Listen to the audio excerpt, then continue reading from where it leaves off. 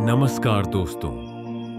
क्या आप जानते हैं कि आपका मन भी भोजन करता है और गलत भोजन उसे दिन ब दिन बीमार और भारी बना रहा है। चलिए जानते हैं उस प्राचीन रहस्य को जिससे आप अपने मन को स्वस्थ रख सकते हैं। एक शांत प्राचीन गुरुकुल।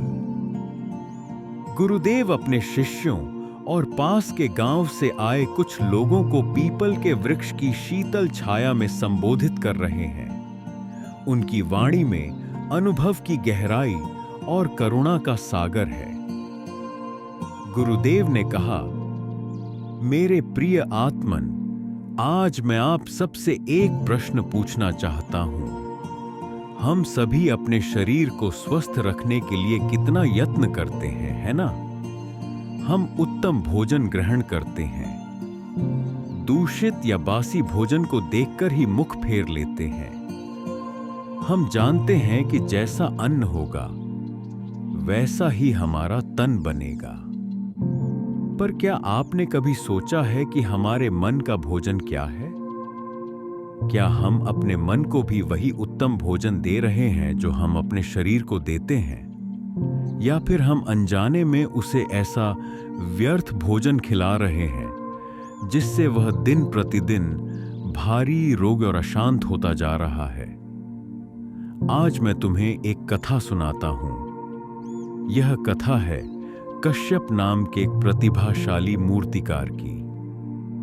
बहुत समय पहले सुवर्णपुर नामक एक समृद्ध नगर में कश्यप रहता था। उसके हाथों में ऐसा जादू था कि वह पाषाण में भी प्राण फूंक देता था।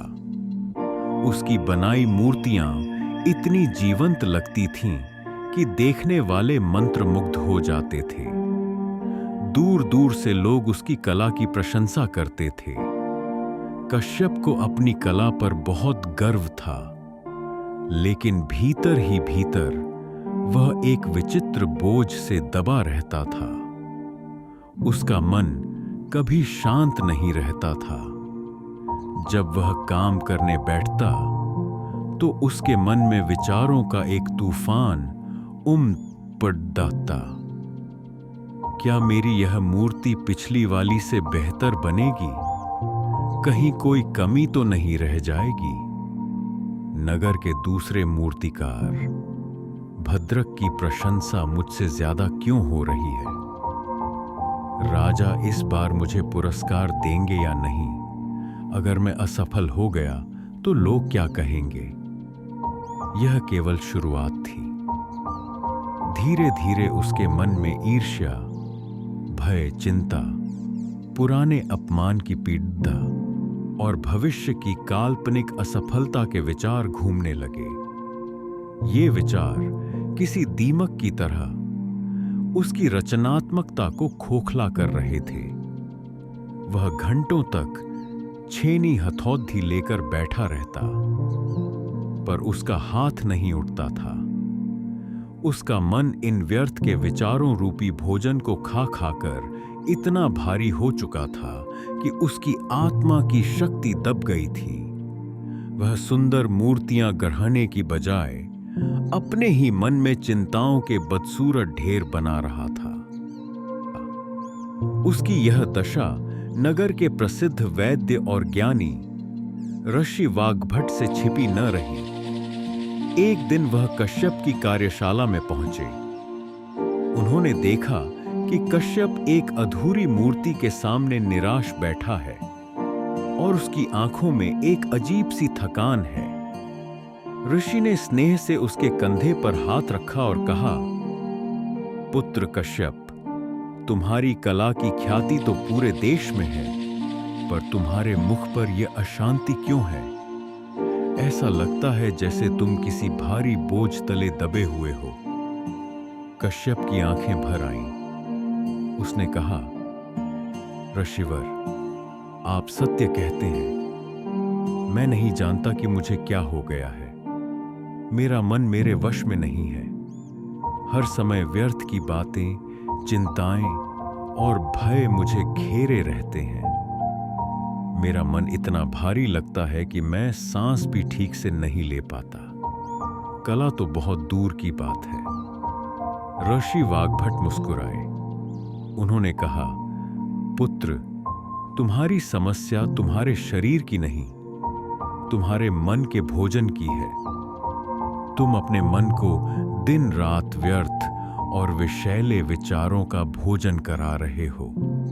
जैसे सड़ा हुआ अन्न खाने से शरीर रोगी हो जाता है, वैसे ही नकारात्मक विचार ग्रहण करने से मन भारी और अशांत हो जाता है। कश्यप ने उलझन से पूछा, मन का भोजन? यह तो मैंने कभी नहीं सुना। ऋषिवर, इसका क्या अर्थ है? ऋषि उसे अपनी कुटिया में ले गए। वहां उन्होंने 2 मिट्टी के पात्र रखे। एक पात्र में उन्होंने गंगा का निर्मल जल भरा और उसमें ताजे खिले हुए कमल के पुष्प और सुगंधित जद्दी बूटियां डाल दी। दूसरे पात्र में उन्होंने एक गंदे पोखर का कीचड़ वाला पानी भरा और उसमें ढी गली पत्तियां और कूदा डाल दिया। उन्होंने कश्यप से कहा, पुत्र, मैं कुछ दिनों के लिए यात्रा पर जा रहा हूं।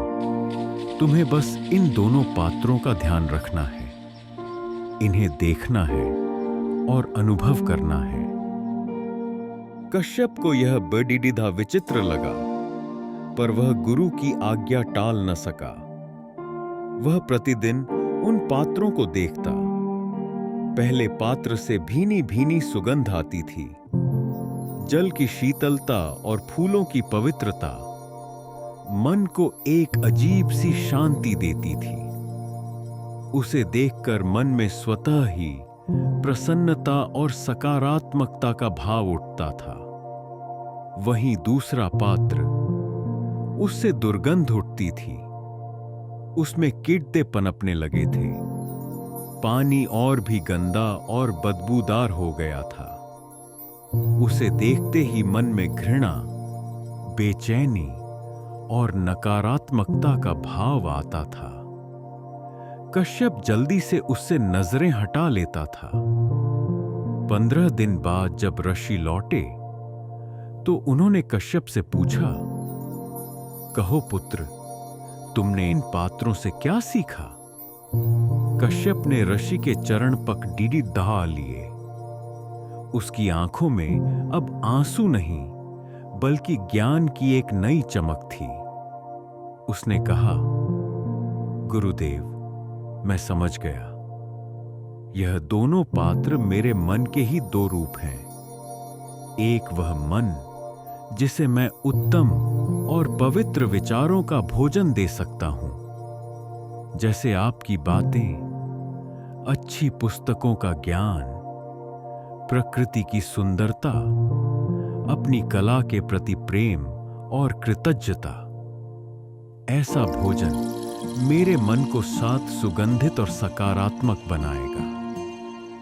और यह दूसरा पात्र, उसने घृणा से दूसरे पात्र की ओर देखते हुए कहा, यह मेरा वह मन है जिसे मैं अब तक व्यर्थ का भोजन करा रहा था।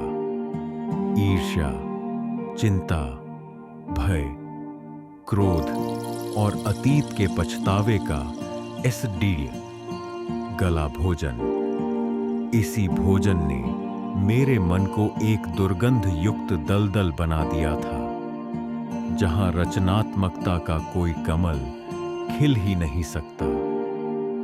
ऋषि वाग्भट ने उसे उठाकर गले से लगा लिया और बोले, यही सत्य है पुत्र, तुम्हारा मन एक पवित्र पात्र है।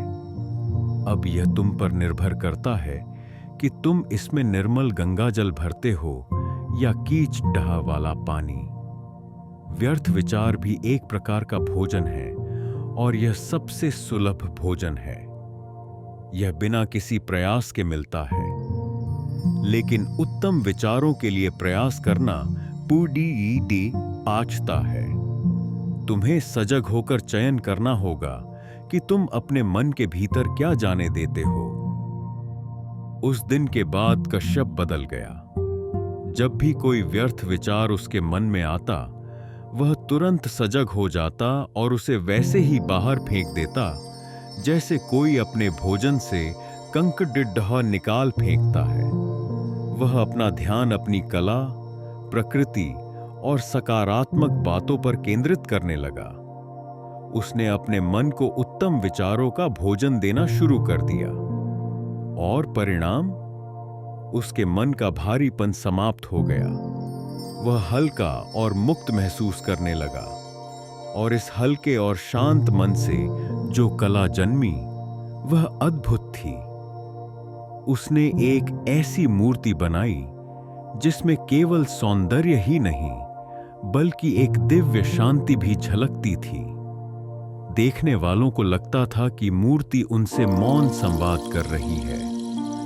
गुरुदेव ने अपनी कथा समाप्त की और इकट्ठा हुए लोगों को देखा तो मेरे प्रियजनों, उन्होंने अपनी शांत और गहरी आवाज में कहा, अपने मन के प्रति सजग बनो। देखो कि तुम उसे दिन भर में क्या खिला रहे हो।